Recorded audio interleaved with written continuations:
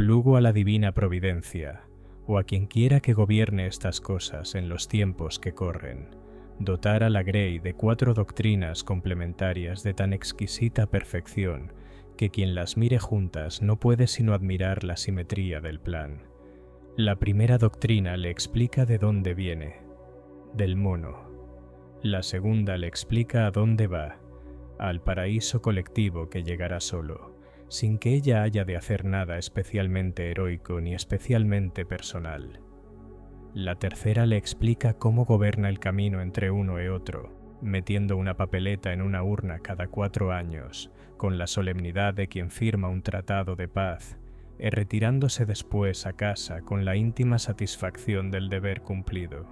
Y la cuarta, que es la más reciente y la más gloriosa, salvar el planeta. Entre las 4 le ahorran el único pensamiento verdaderamente peligroso, que es el de preguntarse quién es.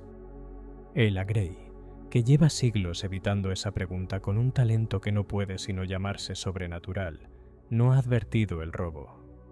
Que se lo hayan hecho cantando, con banderas y con documentales de pingüinos, es la prueba más hermosa de que el ladrón que conoce bien a su víctima no necesita ni siquiera ponerse la máscara. Comencemos por el simio, que es el patriarca de la familia y merece el honor de la precedencia.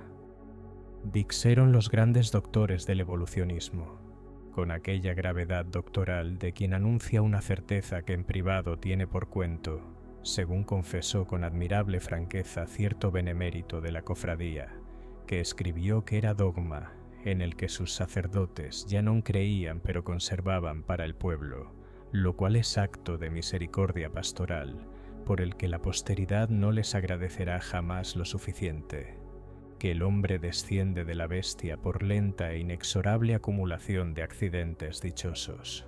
La Grey, al oírlo, no preguntó cuántos accidentes ni de qué fortuna concreta. Tampoco preguntó qué objetó cierto incómodo sobre la ley de entropía, que hace de la evolución ascendente un milagro más inverosímil que cualquiera de los que la Grey acaba de desechar por excesivamente sobrenaturales. La Grey hizo lo que practica con más soltura y más devoción. Abrió la boca, entornó los ojos con expresión de quien medita e ingirió. Y al despertar era, con toda la dignidad de quien ha recibido carta de hidalguía, nieta del mono. Estuvo orgullosa de ello, y lo sigue estando. Aquí es menester detenerse a contemplar la hermosura de lo acontecido, pues es de aquellas hermosuras que no se presentan 2 veces. Que la Grey, a quien siglos de tradición le habían dicho que llevaba en sí una chispa de lo divino, algo que era suyo es solo suyo, que ninguna circunstancia exterior podía definir ni agotar, que la hacía responsable de lo que hiciese con ello ante algo más alto que ella, haya recibido con mayor entusiasmo y con más pronta creencia la noticia de que lleva en sí la memoria ancestral del chimpancé, es cosa de la que ninguna crónica hace plena justicia. La razón, empero, es perfectamente clara para quien se tome el trabajo de mirarla sin parpadear. La chispa divina obligaba. Decía que había en cada hombre algo que ninguna especie, ninguna clase, ninguna mayoría podía contener del todo. Era, en suma, la carga más pesada que puede imponerse a un ser vivo, la carga de tener que ser alguien. El chimpancé, en cambio, no obliga a nada de eso. El chimpancé solo pide que uno reconozca su ascendencia con humildad y se ponga en manos de la especie, que viene a ser lo mismo que ponerse en manos de nadie, pues la especie no tiene manos sino garras, y las garras no sostienen sino que arañan. Mas la Grey, que tiene una relación muy particular con las metáforas que no le convienen, no advirtió la diferencia, y se entregó con la alegría del que suelta una carga que no sabe que llevaba. Y con el terreno del alma tan admirablemente preparado, llegó el marxismo. Y hay que decir que llegó como invitado que conoce perfectamente la casa en que entra, porque en verdad la casa era suya. Casi el hombre es solo materia organizada, si entre él y la bestia no hay diferencia de naturaleza sino de tiempo y de algún pliegue en el cerebro. entonces toda su vida interior no es sino el ruido que hace la materia al frotarse consigo misma. Y si toda su vida interior es ese ruido, lo que verdaderamente importa no es lo que el hombre es, sino lo que el hombre tiene. Y si lo que importa es lo que tiene, el mundo se divide con quirúrgica limpieza en los que tienen más y los que tienen menos. El marxismo es la doctrina de los que tienen menos, escrita por algunos que tenían bastante, para consumo y deleite de todos los que nunca tuvieron mucho ni nunca lo tendrán, que son la Grey.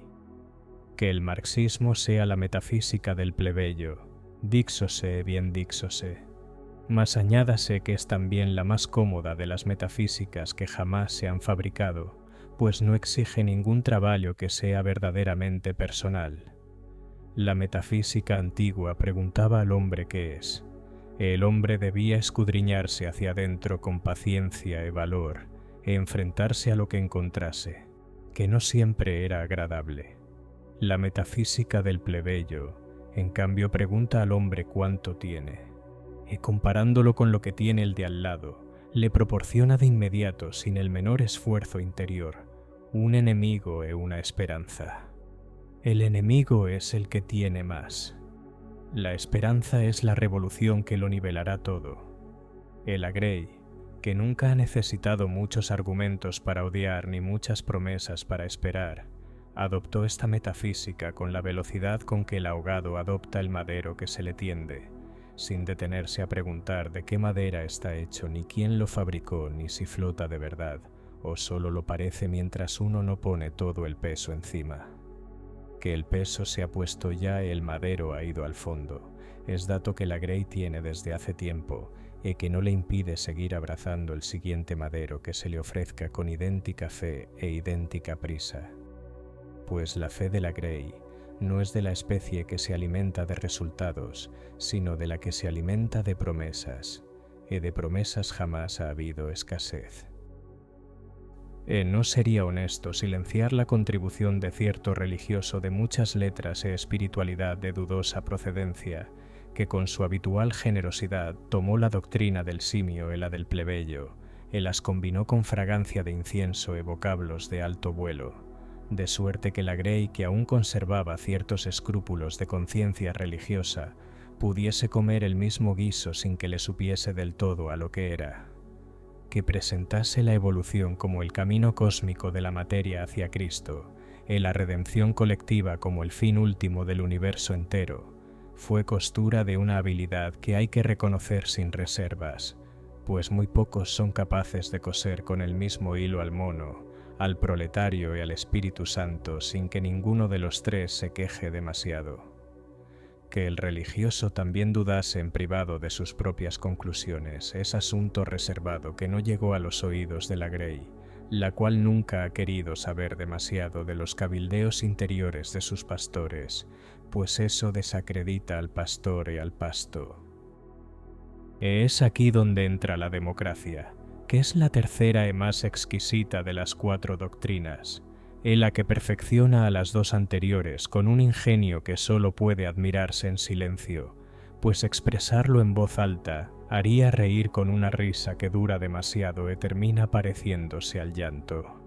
Que la democracia consista en que cada hombre tenga un voto es cosa sabida, que ese voto sea igual al del sabio y al del ignorante, al del hombre que ha meditado 20 años sobre el bien común, y al que no ha meditado nunca sobre nada que requiriese más de 3 minutos sostenidos, es el principio más generoso y más niveladero que jamás se haya concebido.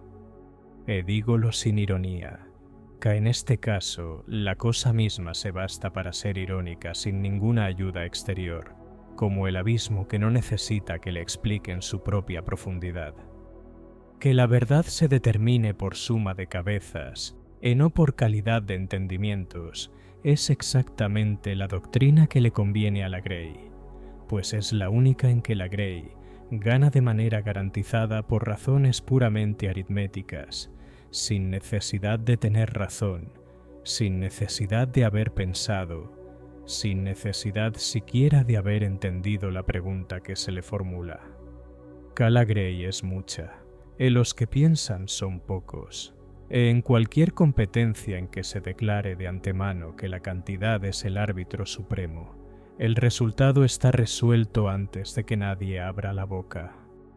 Que la Grey llame a ese resultado libertad, él lo celebre con canciones, él lo defienda con el fervor de quien defiende lo más sagrado que posee, es la más bella de sus virtudes, pues para creer de verdad en una ilusión se requiere una pureza de alma que sólo los muy simples y los muy santos poseen. En este caso, no son los santos. Mas lo más fino y delicado de la democracia no es el voto. Es la ilusión del voto, que es cosa mucho más duradera y mucho más barata de fabricar, y que a diferencia del voto verdadero, no requiere infraestructura alguna que no sea la vanidad del votante, que es recurso del que nunca ha habido escasez. Cala Grey elige entre opciones que otro ha dispuesto, como quien es invitado a una mesa completamente servida, y cree que eligió el menú por haber señalado el plato con el dedo, ignorando que la cocina estaba cerrada al público desde antes de que él llegase, y que los platos fueron decididos sin consultarle, por alguien que conoce sus gustos mejor de lo que él los conoce.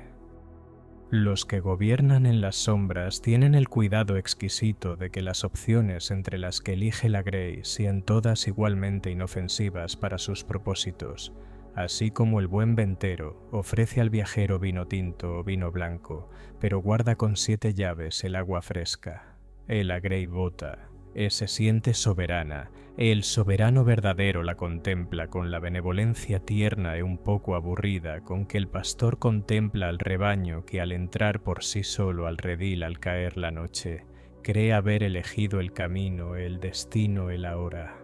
Que la Grey no advierta la diferencia entre elegir y ser conducido, es el don más constante que en ella se conoce, el más útil para quienes de ella se sirven, el que hace que su pastoreo sea, de entre todas las labores del mundo, la más segura y la mejor remunerada.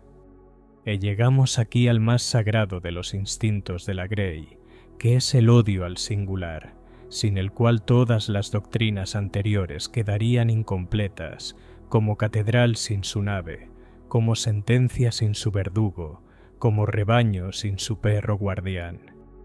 El odio al singular es el perro guardián que la Grey lleva dentro y al que cuida y alimenta con más esmero que a ninguna otra cosa que posea, porque es el único instinto que no necesita que nadie se lo enseñe, pues lo trae de fábrica. La Grey, en efecto, tiene un solo enemigo que le inspira temor verdadero y genuino, y no es el tirano ni el explotador ni el falsario, a todos los cuales tolera con una paciencia que roza la complicidad activa, siempre que le hablen en el idioma que ella entiende y le prometan cosas que ella desea. Su enemigo es el hombre singular, el que piensa por cuenta propia y no pide permiso para hacerlo, el que en medio de la marcha colectiva se detiene, mira al horizonte con ojos de quien ha visto algo que los demás no ven, y tiene la imprudencia de decirlo en voz alta, como si tuviese derecho. A ese la Grey no lo comprende, y lo que no comprende lo teme, y lo que teme lo odia, y lo que odia lo persigue con esa constancia silenciosa y colectiva que es su arma más refinada, la que trabaja sin hacer ruido, y deja al singular no con una herida limpia de espada, sino con 1000 picaduras de insecto, cada una pequeña e inofensiva, y todas juntas mortales. El proceso es siempre el mismo y tan regular que podría enseñarse en las escuelas como disciplina autónoma con cátedra propia. Primero, la perplejidad. La Grey mira al singular con el gesto bovino de quien oye hablar en lengua que no reconoce y sospecha que le están tomando el pelo. Segundo, el murmullo. Si el singular insiste en serlo, la Grey empieza a susurrar entre sí que algo raro hay en ese hombre, que por qué no es como los demás, que quién se creerá que es, pronunciando la palabra ideas con el mismo tono cuidadoso con que se pronuncia el nombre de una enfermedad contagiosa de pronóstico incierto. Tercero, La definición, la Grey le pone un nombre que le permita no pensar más en él. Antisocial, peligroso, fuera de lugar, enemigo del progreso y de la humanidad. Que el nombre sea justo o injusto importa un ardite, pues su función no es describir la realidad sino sustituirla cómodamente, que es operación en la que la Grey ha adquirido a lo largo de los siglos una maestría que debería hacerla famosa en los anales de la retórica. Cuarto e último, la condena, que no siempre es de sangre, pues la sangre ensucia y requiere energía. La Grey es sobria en su violencia cuando puede serlo. Muchas veces basta con el silencio organizado, con la exclusión metódica, con esa forma de no mirar al que está delante, que es la más antigua y la más limpia de las ejecuciones, la que menos rastro deja en la conciencia de quien la practica. ¿Cómo se acusa a alguien de haber mirado hacia otro lado? ¿Cómo se condena a quien no hizo nada, sino simplemente dejó de ver? Notad, esto es lo más hermoso de todo el edificio, la perfecta coherencia de este instinto con las tres doctrinas que la Grey ha abrazado. El evolucionismo enseña que la especie es todo, el individuo nada, que fuera de la especie el individuo no es sino un accidente sin significado, un capricho transitorio de la materia en camino hacia otra forma. El marxismo enseña que la clase es todo, el individuo nada, que fuera de la clase el individuo es un fantasma sin historia ni destino, flotando en el vacío de su propia irrelevancia. La democracia enseña que la mayoría es todo, el individuo nada, salvo en el brevísimo y glorioso instante en que mete su papeleta en la urna, se convierte, por un momento de aritmética sagrada, en una unidad del gran total, con lo que alcanza la única forma de inmortalidad que la Grey conoce, que es la de disolverse en el número. Así el singular, el que reivindica ser algo por sí mismo, no solo como fracción de la especie, de la clase o de la mayoría, aparece a los ojos de la Grey, no solo como un extraño, sino como un hereje de tres doctrinas a la vez, por ende tres veces merecedor de la condena. Eso la Grey no puede perdonarlo, no porque la ofenda, sino porque si fuera verdad, la Grey entera tendría que replantearse lo que es. Ese es el único trabajo que la Grey se ha negado a hacer desde el principio de los tiempos, con una resolución que es, hay que decirlo, la única forma de grandeza que en ella se conoce. Cuando el que escribe creía haber agotado toda posible materia de asombro, se disponía a cerrar el cálamo con la resignada serenidad de quien ha visto ya más que suficiente, llegó a sus oídos la última y más deslumbrante de las noticias, que la Grey quiere salvar el planeta. No su alma, adviértase bien que esa la cedió hace tiempo y a buen precio. No su dignidad, que esa la vendió antes aún sin regatear.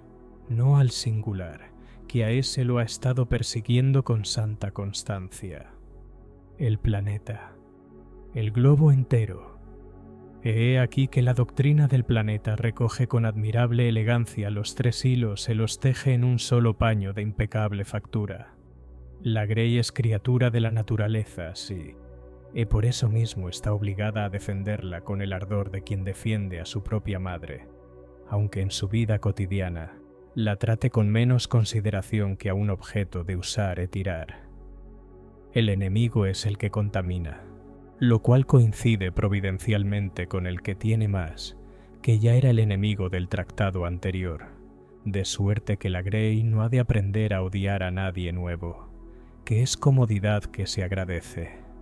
La mayoría, que es la Grey, tiene razón en su indignación y en su demanda, que el número, como siempre, es el árbitro. Los glaciares que se derriten son muchos, se ven bien en las pantallas. Es una doctrina hecha a medida, confeccionada con los retazos de todas las anteriores. La Grey, que tiene una memoria tan breve que nunca advierte las repeticiones, la ha recibido como si fuese la primera vez que alguien le ofrecía una causa colectiva y gratuita. Con el mismo fervor, con la misma prisa. con el mismo número de preguntas de siempre, que es ninguno. Es de agradecer la elegancia con que esta nueva doctrina ha resuelto el viejo problema de la redención. Que la Grey hubiese de redimirse a sí misma era empresa de probada dificultad, que para redimirse a uno mismo es menester primero conocerse, y conocerse es traballo que la Grey ha rechazado con una constancia ejemplar que le honra a su manera. Mas redimir el planeta es harina de otro costal, y de mucho mejor digestión. El planeta no protesta, no pregunta, no exige examen de conciencia, no pide que uno mire hacia adentro antes de mirar hacia afuera, no reclama que uno sea alguien antes de pretender salvar a todos. El planeta solo requiere que uno se indigne, que es ocupación en la que la Grey es consumada, maestra desde antes de que hubiese planeta que salvar, que marche, que es lo que la Grey lleva haciendo desde el principio de su historia aunque no sepa bien a dónde. Que la Grey lleve su cartel de fabricación industrial, con tintas de probable origen petroquímico, exigiendo la destrucción del sistema que le proporcionó los materiales del cartel, marchando con calzado de suela de goma por las calles asfaltadas hacia la sede de las instituciones que quiere abolir. Es coherencia circular de tan alta perfección que solo puede contemplarse en silencio, con esa mezcla de risa y de vértigo que producen las cosas verdaderamente enormes. Non puede callarse la singular devoción con que la Grey ha adoptado sus nuevos santos. Que en las doctrinas anteriores los santos eran hombres de larga barba, en muchos libros. En esta ocasión los ha sustituido con notable ventaja una jovencita de gesto adusto y trenzas apretadas, que hablan a las muchedumbres con aquella mezcla de reproche y de certeza que es el tono más eficaz para dirigirse a quien en el fondo desea ser regañado y dirigido, pues la Grey, que rechazó la autoridad de lo alto, no ha podido vivir sin alguna forma de autoridad, y acepta con gratitud la primera que se le presenta en formato accesible. La Grey la escucha con la unción con que antes escuchaba a sus predicadores, y siente al oírla ese estremecimiento de culpa colectiva que es el sustituto moderno del arrepentimiento, con la ventaja decisiva de que no requiere ningún cambio verdadero en la propia conducta, sino solo la adhesión vocal a la causa y, en el extremo de la penitencia, la separación escrupulosa del cartón y del plástico los martes por la mañana. Indulgencia barata, en verdad, digna de quien la vende y de quien la compra. Y aquí es donde el singular vuelve a aparecer, porque el singular siempre vuelve a aparecer, que es una de sus virtudes y una de las razones por las que la Grey lo odia con tanta constancia. Cae el singular, que en las doctrinas anteriores era el hereje de la especie, de la clase, de la mayoría, es ahora también el hereje del planeta. Es el que pregunta cuánto costó fabricar el cartel. Es el que señala que el sol y el viento no dan abasto para alimentar la civilización que la Grey exige seguir teniendo. Es el que recuerda que la tierra la ha ardido y se ha helado sin consultarle. Es, en suma, el que hace las preguntas que la doctrina no tiene respuesta preparada, y por eso la doctrina no las permite. La Grey, fiel ejecutora de la doctrina, las silencia con el método de siempre. Primero la perplejidad, luego el murmullo, luego el nombre infamante, luego el silencio organizado. Que ahora el nombre infamante sea negacionista en lugar de antisocial es el único cambio de forma en un proceso que de fondo no ha variado desde que la Grey aprendió a caminar sobre dos pies y a señalar con el dedo a quien caminaba distinto. Contemplad pues el edificio completo y admirad la perfección de sus proporciones. El evolucionismo quitó al hombre la dignidad singular diciéndole que es criatura de la especie. El marxismo le ofreció a cambio la redención colectiva, prometiéndole que la especie marchará inevitablemente hacia la gloria, aunque de momento marche hacia el mismo sitio de siempre, que es ninguno. La democracia le puso en las manos el instrumento de esa marcha, el voto, con que puede elegir cada 4 años cuál de los pastores que otros le han preparado ha de llevarle al mismo prado de siempre por un camino apenas distinto. En la doctrina del planeta le dio por fin el enemigo definitivo, el propósito supremo: salvar la naturaleza de la que desciende, que él mismo ha devastado, sin que a nadie le parezca que hay en esto contradicción alguna que valga la pena detenerse a considerar. Las 4 doctrinas juntas forman una cadena de 4 eslabones que ata al hombre sin que el hombre la sienta, pues cada eslabón lleva grabadas en letras muy visibles las palabras ciencia, justicia, libertad de planeta. El Agrey, que lee con dificultad pero con mucho entusiasmo, las lee, se emociona, aprieta el puño y sigue andando, que es precisamente lo que se le pide, que es precisamente lo único que sabe hacer. Concludo, esta vez sí, definitivamente sin reserva alguna, con la única observación que me parece honesta después de tanto tratado y tanta mofa. El mono en toda esta historia sale mejor parado que nadie, y con tanta distancia sobre el segundo que ya ni compite. El mono nunca pretendió ser otra cosa que lo que era. No escribió el Capital, no fundó el evolucionismo, nunca fundó partido, nunca fabricó urna ni papeleta, nunca persiguió a ningún mono singular por pensar distinto, y nunca en ningún momento de su larga y digna historia pretendió salvar el planeta en el que vivía. Vivió en sus árboles con una coherencia que hace honor a su especie, y que su descendencia no ha sabido igualar en ninguno de los siglos transcurridos. Que el Agrey, que se ufana de ser su mejora y su superación y su perfecta culminación, le haya salido peor en casi todo, es el argumento más contundente que conozco contra el evolucionismo. Casi verdaderamente el Agrey fuese una versión mejorada del mono, debería haberle heredado al menos aquella honestidad de no fingir que es otra cosa de lo que es. Mas la Agrey es nieta del mono, sí.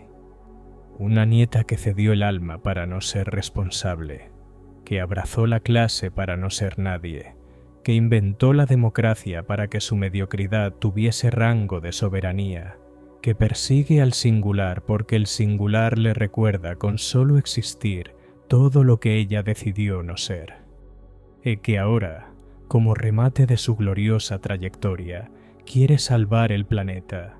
El mono, desde su rama, la mira, y por primera y única vez en la larga historia de la relación entre entrambos, es el mono el que no entiende qué le están diciendo.